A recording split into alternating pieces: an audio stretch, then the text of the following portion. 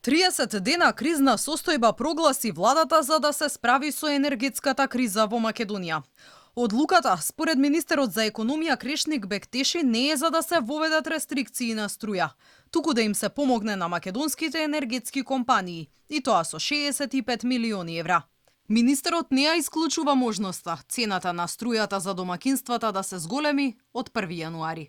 Наша цел е да нема рестриктивни мерки, да нема големо покачување на цената на електрична енергија од 1 јануари натаму, затоа и вгризнуваме средства во подобрување на ликвидноста на енергетските компании во нашата држава. Бектеши признава оти одговорност за енергетската криза во земјава треба да има, но не кажува за кого. Вели најважно било прво да се стави крај на кризата, а потоа ќе се барал виновникот.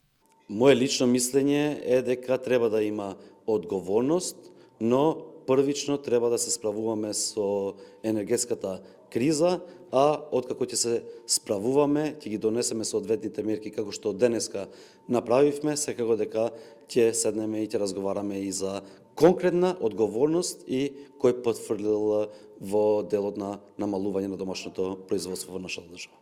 Во меѓувреме, повчерашниот прекин на производството на електрична енергија повторно е ставен во функција блок 1 во Рек Битола. Од компанијата најавија дека продолжуваат активностите за ставање во функција и на вториот блок, кој е во ремонт, и се очекува да почне со работа до крајот на неделата. Но Рек Битола располага со залиха од 40.000 тони јаглен, што е доволно за само 4 дена работа на двата блока. Поради пожарот пак што се случи во петокот вечерта, третиот блок ќе биде во употреба најмалку 1 месец. Дефицитот на електрична енергија пак ЕСМ го надополни со увоз, за што потроши 5,5 милиони евра.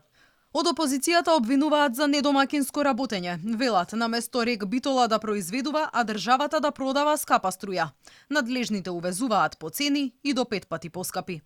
Доколку владата знаеше како да управува со енергетските капацитети на државата, сега наместо да купувавме скапа струја, ќе продававме. Но Заев ги испразни хидроакумулациите, не копаше јаглен во Рек Битола.